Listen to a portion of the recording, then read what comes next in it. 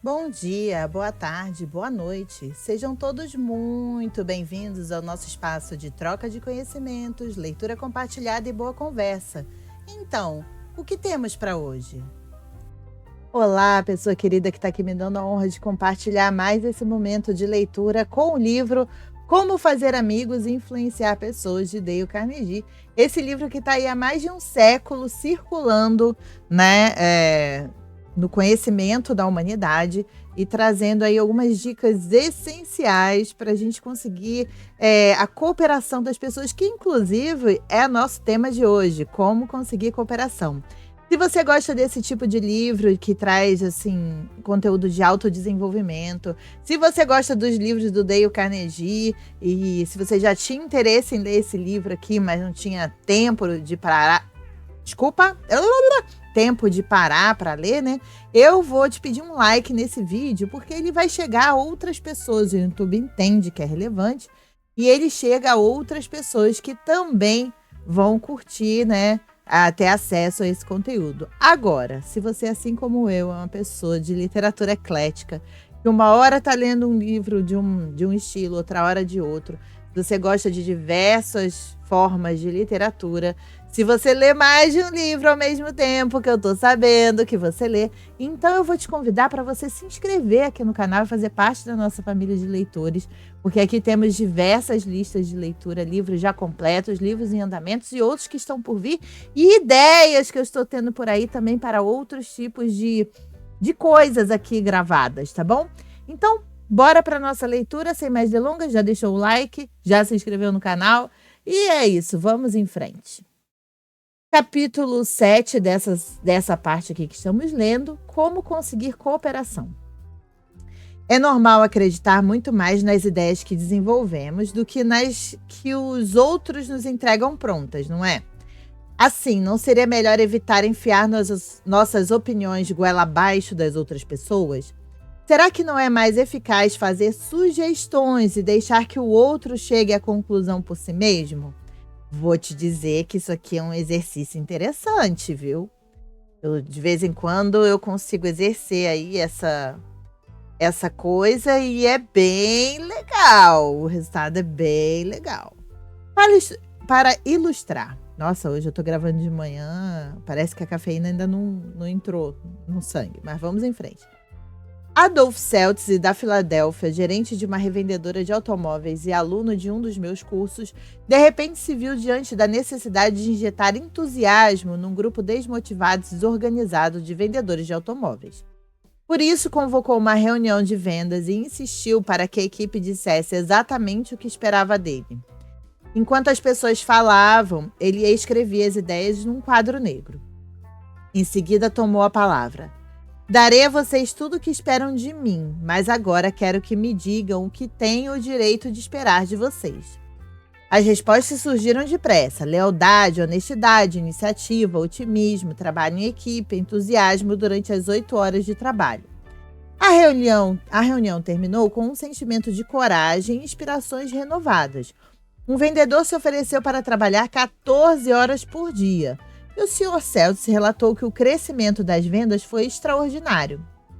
Os vendedores fizeram uma espécie de acordo moral comigo, disse o Sr. Seltz. E desde que eu cumprisse a minha parte, eles fariam de tudo para cumprir a deles.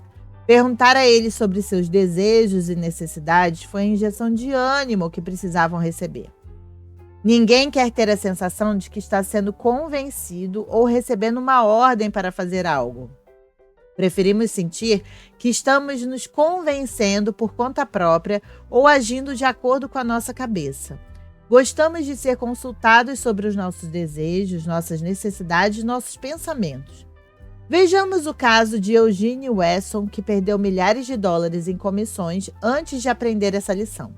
O Sr. Wesson vendia esboços para um estúdio que criava designs para os estilistas e fabricantes de tecidos. Eu só vim conferir se estava tocando a musiquinha aí de fundo, porque eu abaixo bem meu fone. Vinha fazendo visitas semanais a um dos principais estilistas de Nova York sem falhar havia 3 anos. Ele jamais se recusou a me atender, mas nunca fez uma compra, disse o Sr. Wesson. Sempre olhava para os desenhos com muito cuidado e então dizia: "Não, Wesson, ainda não é dessa vez que vamos trabalhar juntos." Depois de 150 fracassos, Wesson percebeu que estava numa espécie de rotina mental, por isso resolveu devotar uma noite por semana a estudar como influenciar o comportamento humano para desenvolver novas ideias e gerar entusiasmo. Ele ficou empolgado com a direção e a liberdade promovidas por essa nova abordagem. Levou meia dúzia de desenhos inacabados debaixo do braço para a sala do comprador e disse: "Quero lhe pedir um pequeno favor, se possível. Aqui estão alguns desenhos inacabados. Pode me dizer como devemos terminá-los de modo que o senhor possa usá-los?" O comprador olhou os esboços por um tempo sem pronunciar uma palavra e por fim disse: Deixe os desenhos comigo e me procure daqui a alguns dias." Wesson voltou 3 dias depois, recebeu as sugestões, devolveu os desenhos ao estúdio e fez com que fossem finalizados de acordo com as ideias do comprador. O resultado? Todos foram aceitos. Depois disso, o comprador encomendou dezenas de outros desenhos ao Wesson, todos criados de acordo com suas ideias. "Descobri porque passei anos fracassando nas tentativas de vender para ele", disse o Sr. Wesson. "Eu insistia..." Temos cachorros! Temos cachorros latindo, mas vamos em frente. "Eu insisti em tentar fazê-lo comprar o que achava que ele deveria ter, até que mudei a minha abordagem. Insisti em que ele me desse as suas ideias.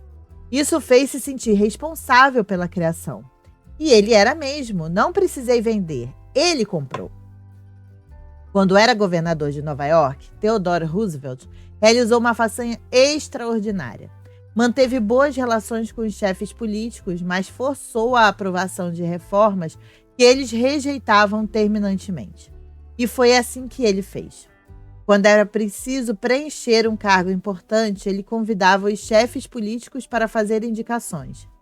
"A princípio", disse Roosevelt, "eles propunham um Zé Ninguém qualquer do partido, o tipo de homem que teria que ser vigiado. Eu lhes dizia que nomear um homem daqueles não seria boa política, porque o público não aprovaria.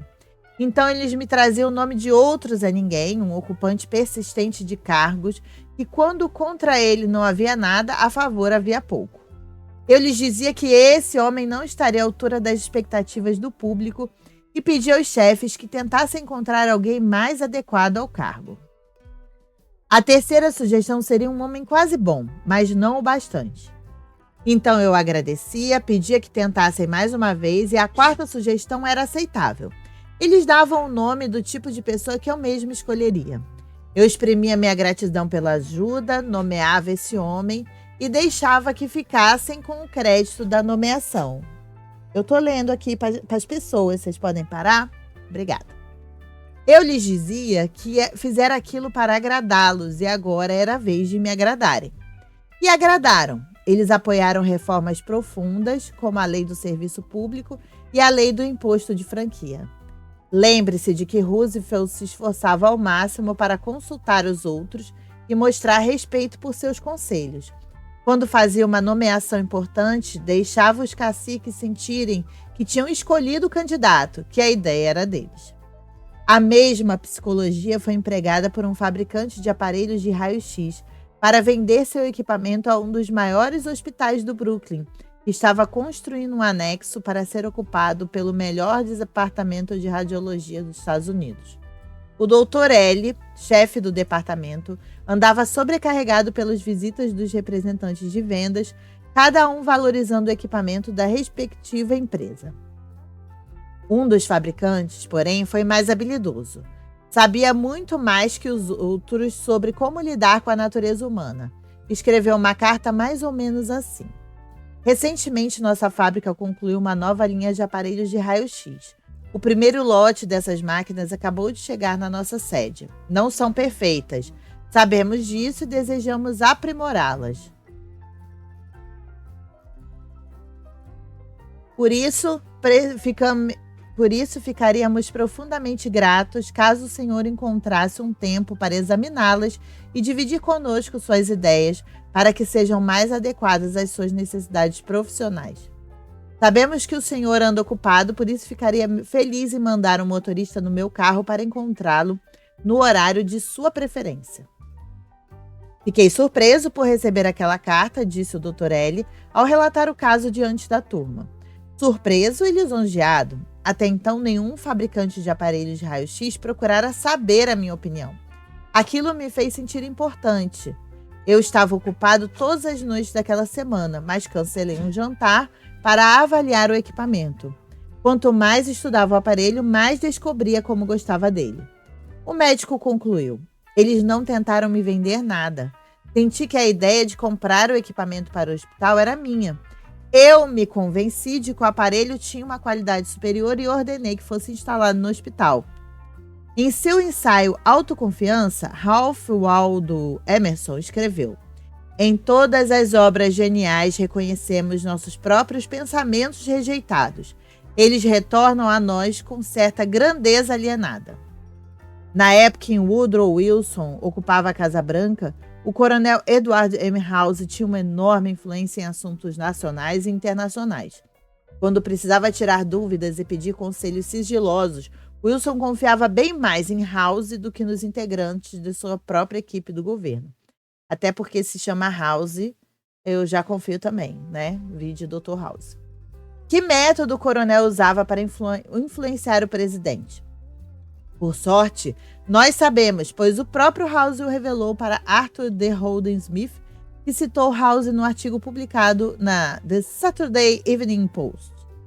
Depois que passei a conhecer bem o presidente, percebi que a melhor forma de influenciá-lo era plantar a ideia em sua mente de uma forma casual, mas que despertasse seu interesse para que começasse a pensar no assunto por conta própria. Da primeira vez que funcionou, foi um acidente. Eu vinha visitando a Casa Branca e insistia numa linha de ação que ele parecia reprovar. Dias depois, porém, à mesa do jantar, fiquei espantado ao ouvi-lo apresentar a minha sugestão como sendo dele. Por acaso House o interrompeu e disse que a ideia era dele? Claro que não.